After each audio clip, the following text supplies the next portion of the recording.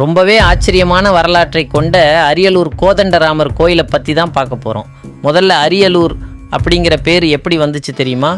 அரியில் ஊர், அதாவது மகாவிஷ்ணுவோட இருப்பிடம் அப்படிங்கிறது தான் அரியலூராக மாறிடுச்சு. இன்னொரு செம இன்ட்ரெஸ்டிங்கான விஷயம் என்னென்னா, ஒரு காலத்தில் இந்த அரியலூர் முழுசாவே கடலுக்கு அடியில் தான் இருந்துச்சான். கடல் உள்வாங்கினதுக்கு அப்புறம் உருவான ஊர் தான் இது. அதுக்கு சாட்சியாக இப்போ கூட நிறைய கடல்வாழ் உயிரினங்களோட படிமங்கள் இங்கே கிடைக்குது. இந்த கோயிலை கட்டுனது பல்லவர்கள், புதுப்பிச்சது சோழர்கள். இதில் ஒரு பெரிய ட்விஸ்ட் என்னென்னா, இது கோதண்டராமர் கோயில்னு பேர் இருந்தாலும் உள்ள கருவறையில் மூலவராக இருக்கிறது நம்ம வெங்கடாஜலபதி பெருமாள் தான். அப்போது ராமர் எங்கன்னு கேட்குறீங்களா? அவருக்கு தனி சந்நிதி இருக்குது. அங்கே இருக்கிற ராமர், சீதை, லட்சுமணர் சிலைகள் எல்லாமே பூமிக்கு அடியிலிருந்து புதையலாக கிடைச்சது.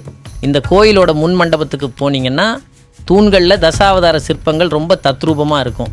அம்பரீஷின்னு ஒரு ராஜாவோட ஆசைக்காக பெருமாள் தன்னோட 10 அவதாரங்களையும் ஒரே இடத்துல காட்டின தலம் இது.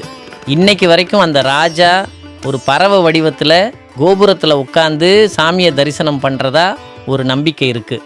அதுக்கு ஏற்ற மாதிரி கோபுரத்தில் ஒரு பறவை சிலையும் வச்சுருக்காங்க. கல்யாணம் ஆகணும்னு நினைக்கிறவங்க இங்கே வந்து வேண்டிக்கிட்டால் சீக்கிரமே கல்யாணம் நடக்கும். நீங்களும் அரியலூர் பக்கம் போனீங்கன்னா காலையில் 6 to 11 மணிக்குள்ளேயோ இல்லை சாயங்காலம் 4:30 to 8:30 மணிக்குள்ளேயோ போய் பெருமாளை தரிசனம் பண்ணிட்டு வாங்க. இந்த வீடியோ உங்களுக்கு பிடிச்சிருந்தா லைக் பண்ணுங்கள், நம்ம சேனலுக்கு சப்ஸ்கிரைப் பண்ணுங்கள்.